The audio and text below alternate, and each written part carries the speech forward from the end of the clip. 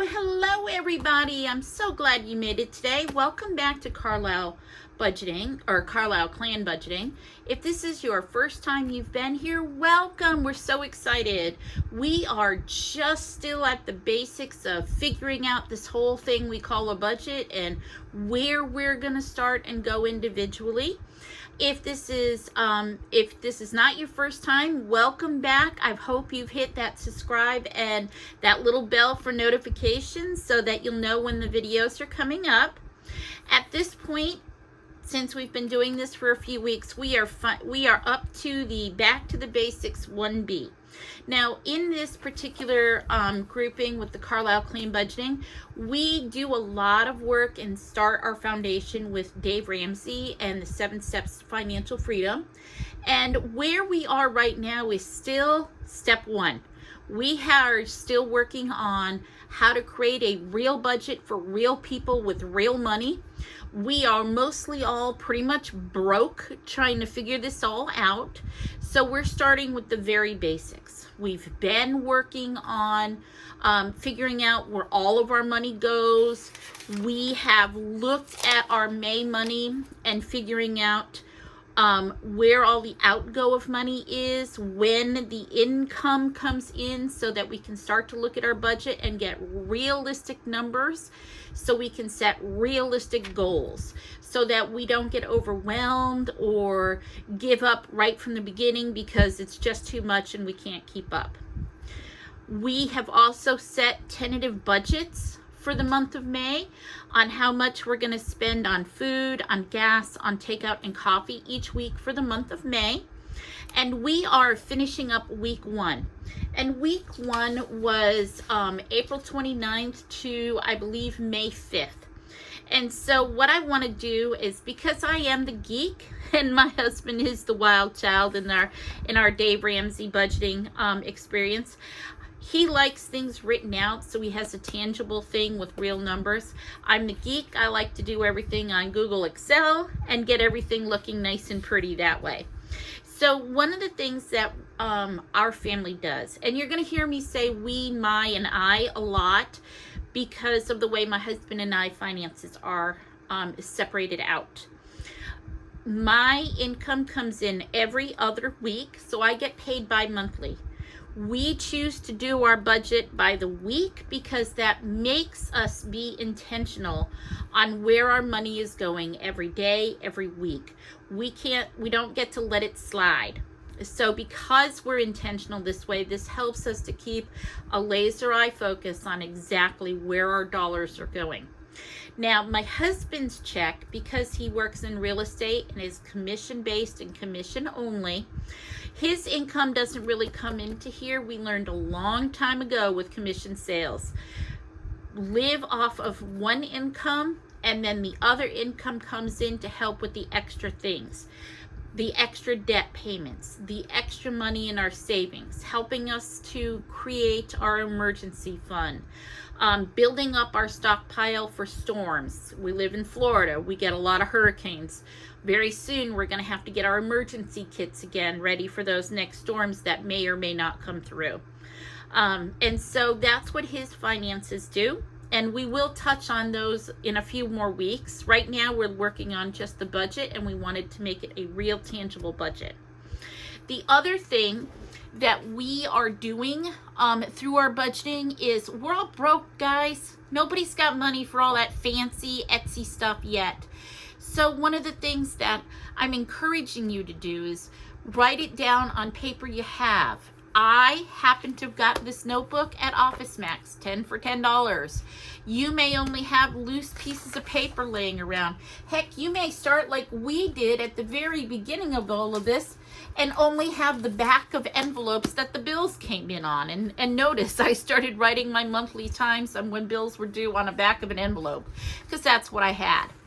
We're working on creating a budget supplies envelopes so that we can get, real envelopes, which is what I did last month using my loose change. So we're talking about all of those things. So hopefully if you're interested, you'll stay with us while we're working through the first week of May and the bills and how we did our money that week. So As you can see, this was our budget. But what we actually spent on the first week of May was, for food that week, I only had to spend $60.04 on food. Whoops, 60.4. Gas was ridiculous. Part of it was we went away for a weekend and we went for an extra drive, and then our normal tank. So we're going to talk about how we have to adjust our gas budget, because I don't know about you, but it's going up and up and up again. So we need more money to go in for our budget already. And the bonus about doing real budget with real money is we can do that. We don't have to live and say, okay, I'm out of gas, I'm out of money, I didn't budget for it, so it's gone. We are able to kind of work things around a little bit. Okay? For takeout last week, we only used $28.03, and for coffee it was $13.67. So let's talk about our gas. Our gas is going up. We already know that. We're going to have to change this $60 to be $80 a week on gas. It's just the way our car is. So we're going to bring it back up to 80. But where do we get that 20 from? Well, we're going to take $10 from takeout and only spend $65 on takeout for the next few weeks. And my husband is going to suck it up, and he's going to bring coffee from home probably a little bit more often, but only do $10 a week on coffee. Because we have to adjust. Without gas in our car, we can't go to work to pay our bills. We need that money in our gas tank, and that's just the way our life is. And as long as things keep going up and up and up, we're going to be adjusting. And the whole point of real money with real people is figuring out how and where we can adjust from our weekly budget. So with week 1, we paid our tithe, I paid the rent, HP Inc., our Walmart money, and my bank loan. They're all taken out automatically. I like to highlight them. My husband likes to highlight them in yellow once we've been through it. And they're paid, so he knows that they're paid in full, and we don't have to worry about that piece of money anymore. So one of the things that I kind of showed you a little bit that we did was I was using just old bill envelopes. And then I have my loose change cup, which I'm using to just kind of use as my budget surplus money and filling in my cup that way. And that's how I'm kind of doing it right now. So whenever I have change left over, it goes in the cup, and at the end of the month, I'm going to go for my next new thing. And in this case, hopefully my next new thing is something with vinyl envelopes. But as you can see, paper envelopes aren't going to last long, especially with paper in them. So with my fun money, what I did, and because we're in the habit of using our cash, is I put $20 in it. So I started with $21. I spent $12.52. So now in my fun envelope, I have $8 and I have 48 cents left in here. So I'm going to put that change in my change jar later, and I'm rolling it over. What does it mean to roll over? It means my hard cash I'm keeping in my envelope. And then for this coming week, I'm going to add my $20 that I've budgeted out to get in the habit that we've been talking about. You need to develop that habit of using cash. For so long, we've only flipped the debit card and not really paid attention. And so in order to get in the habit of cash, we need to make sure that we are working on this. So add $20. My change is gone. So now in my fun money, I have $28 to spend for next week. Okay. So I'm getting rid of this old envelope, and now I have my new fun money envelope. Same thing with food. In my food envelope, in my old envelope, I ended with $21. I spent $15.87, so that means I have $9.13. So I keep my cold hard cash, I'm rolling it over, and all of my change I'm going to put in my change jar. So I'm going to have I have $9, and I'm going to add $20 more to help me start getting in the habit of using cash at the grocery store. So on today's date, which is I'm going to add my $20. My change is done, so that's zero, and I have $29 for grocery money because everything is getting rolled over. Whoop, put this back in the envelope so I can track it and know how much money's in there or how much I should have. For gas, well, yeah, gas is empty because gas got used. So I'm going to put in my $20. And so now I have $20 again in gas for this week. And that's how I'm setting up for week 2. And it's so important that you keep this habit going, okay? Now with this change, I'm gonna put it in my change jar, and at the end of the month, we're gonna add up all of our change, and hopefully, because I am a girl, I'm going to be getting this cool new purple one. The Amazon link is in my description so that you can go ahead and start looking and setting your sights on it.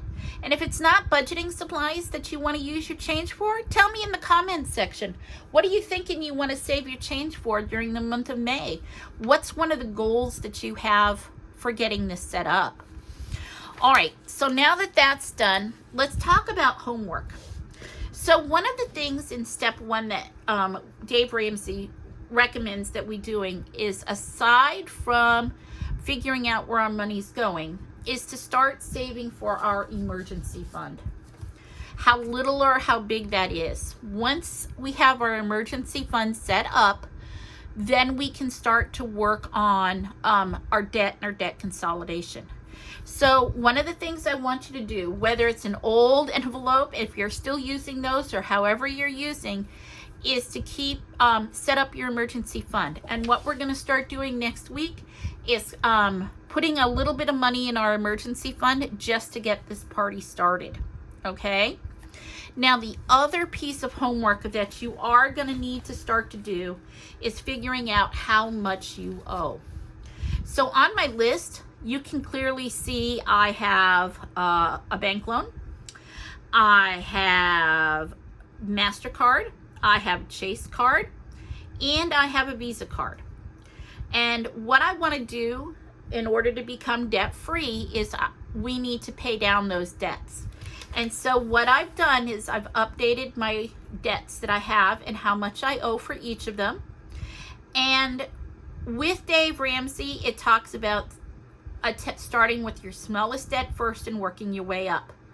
Well, right now, until I have my emergency fund done, I'm not going to really do a whole lot of big bites and taking things out in May, and we'll talk about that over the next couple of weeks.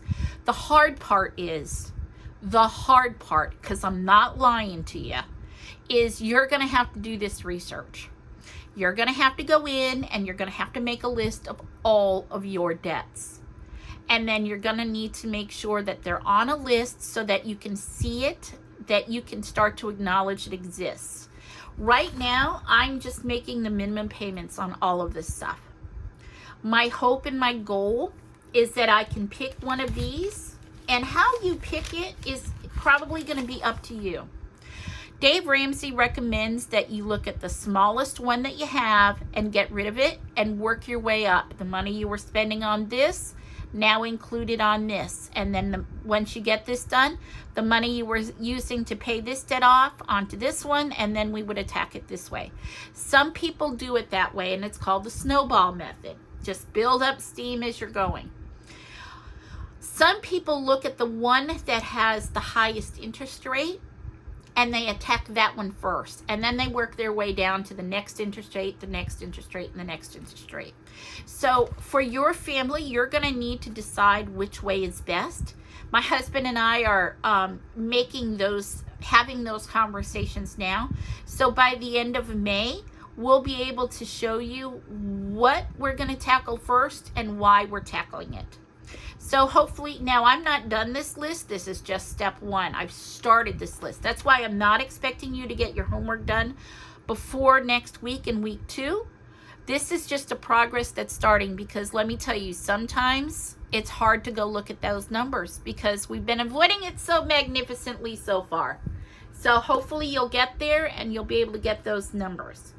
So in the meantime, tell me how it's going. What do you want to save your money for? What's your first challenge you want to work on? And hopefully we'll all get there together. All right, guys, thanks a lot. We'll see you next week for week 2. Bye.